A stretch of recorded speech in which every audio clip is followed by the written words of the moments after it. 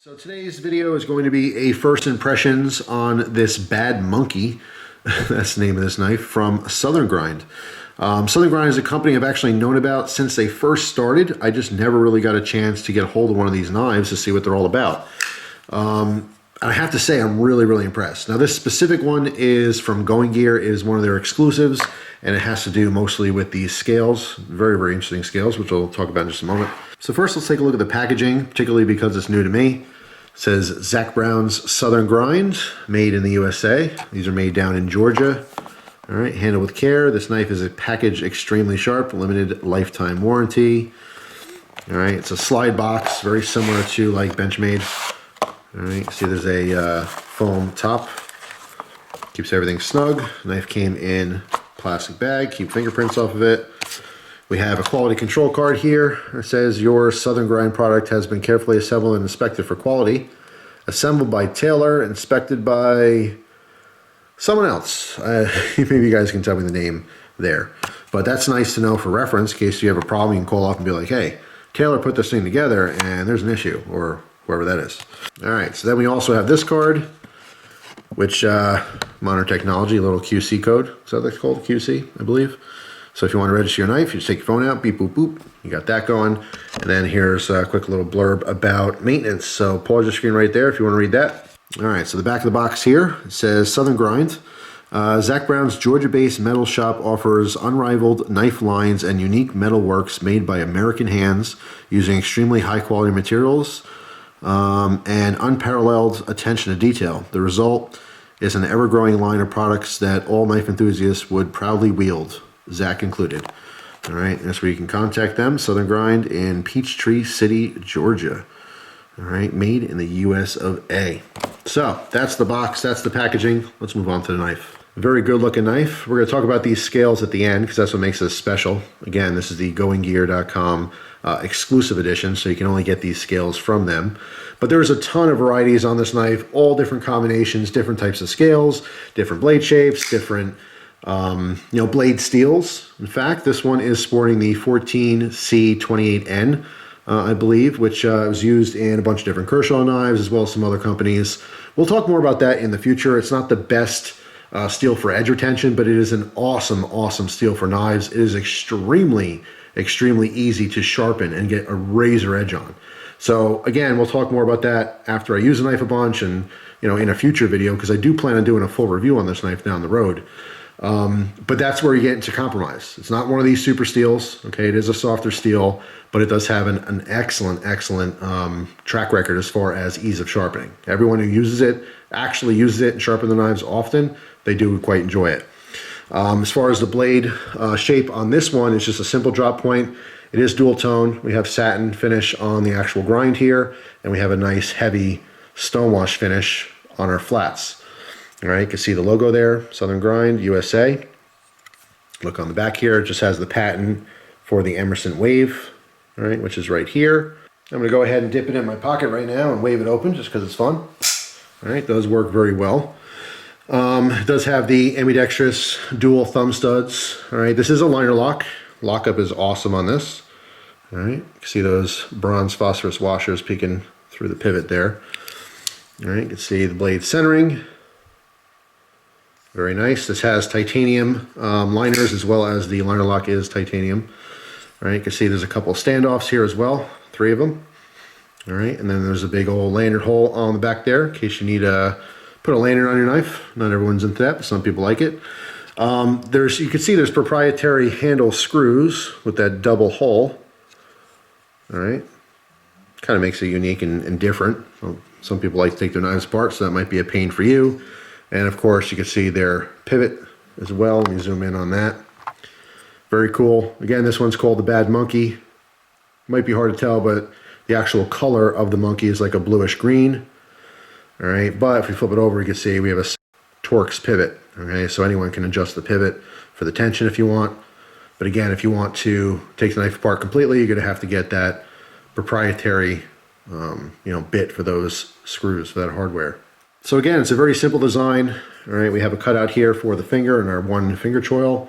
All right, jimping on the back, again, extended past onto that Emerson Wave Feels really, really nice in the hand. It's actually really comfortable. The only thing that stands out to me, and I only had this 2 days now, is when I first got this, I wanted to kind of use this on some cardboard. Again, revisiting that blade steel because I haven't used it in a while.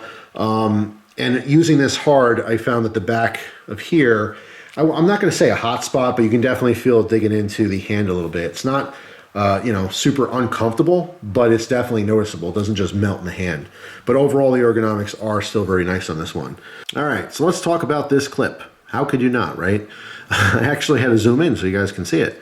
It's tiny. I don't know if you could tell. That's a teeny tiny little pocket clip, and you can see it's off the frame. This is just how I got the knife.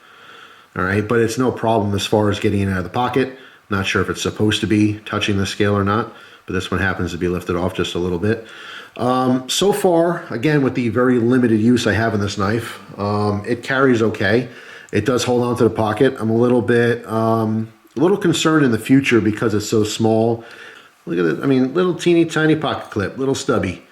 I really like the fact that it's different, but I'm so used to pocket clips, like, you know, out to here, that it kind of looks off. So let's talk about these scales. I love these handle scales. All right, first of all, it's carbon fiber, but it also has some glow-in-the-dark material that is integrated into it, as well as it is textured. It's 3D milled. I got to get a tighter shot on this for you guys to really see what I'm talking about. Actually, you know what? I'm going to give you a side shot. So you can kind of see how it's the ribbing on this? So there's cuts that go this way throughout the entire knife. It feels very textured, but smooth at the same time. It actually is really, really awesome. It feels great in the hand. It has an awesome, just, I don't know, the grip to it is like, it's grippy, but it's smooth. Does that make sense? It's very reminiscent of like an old style fixed blade with buffalo horn. All right, just very traditional buffalo horn that has that cross cut in it. It's very similar to the knife that I designed, the Bastion Gear Barlow. For that reason, it's kind of traditional, kind of cool. I like the way it feels a lot. But the bonus on this one is that it is glow in the dark. So let's go ahead and charge it, see what that looks like. Got one of the new Olights. This one is in UV, which is great for charging glow in the dark stuff. So let's see, let's do a little pass here. Oh, look at that. Just like magic. So this is very glow in the dark. I'm not even shutting the lights off yet here. All right, so the entire scale glows in the dark. All right, both sides, obviously, you can do the backs as well. All right, charges up really easy. And it is super, super bright. I mean, really, really bright. So let's shut that off. So there you go. So now we have a glow in the dark. Let me shut the lights off. I'll be right back. All right, so let's get the full effect here with the lights out. We still have ambient light. You can still see my hands and stuff. But yeah, let's charge this up again. You can see it gets crazy bright, but it does dissipate. Just for me getting up and shutting lights off, you can see the difference in how intense that glowing really is. All right, but if I go ahead and give this a charge all around, get the backs, all right, get the bottom here, let's get the front, the top, back scale. All right, we've waved it all around, and there you go. Super, super glow in the dark. All right, obviously you can't see the blade much, but that, it really adds like a cool factor. When is this actually going to come into play in your daily life? Well, not often. It's also kind of fun to just keep charging the thing. Flip it over.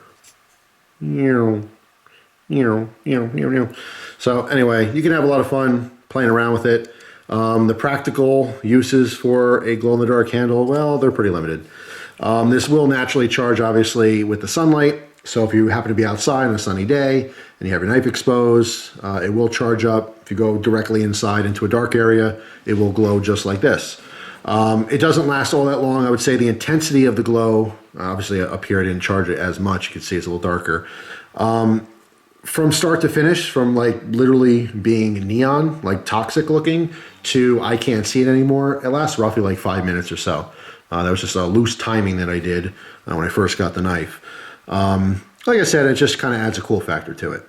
There are tons and tons of variants on it. By the way, the Bad Monkey is the large version with the 4-inch blade. If you are looking for something a little bit smaller, I believe their other main model is the Spider Monkey, and that has a 3.25 inch blade. All right, so the Spider Monkey is the small one, the Bad Monkey is the big one. I like it. First impressions are very good. We're going to see, what happens after carrying and using it for a while. You will see a full review on it. But again, there's a ton of variants, different blade steels, different handle scales, different blade shapes, all that kind of stuff. But this one with the glow-in-the-dark textured carbon fiber scales is only available at GoingGear. It is their exclusive, which is pretty neat. So I almost left and I didn't talk about the price. Obviously, everyone wants to know the price on these. This specific one, the limited edition version for GoingGear, is $290. It's an expensive knife. Again, because there's so many different variations on them, the prices do fluctuate a little bit.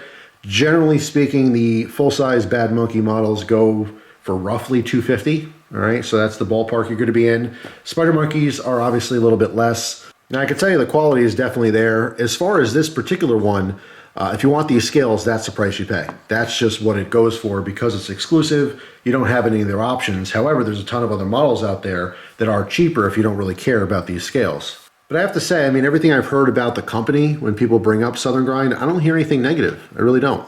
So it'll be interesting to see how this plays out and actually carrying it and using it. And, of course, eventually, like I said, I'll give you a full idea of my thoughts on the knife. But initially, it's great. It's really cool.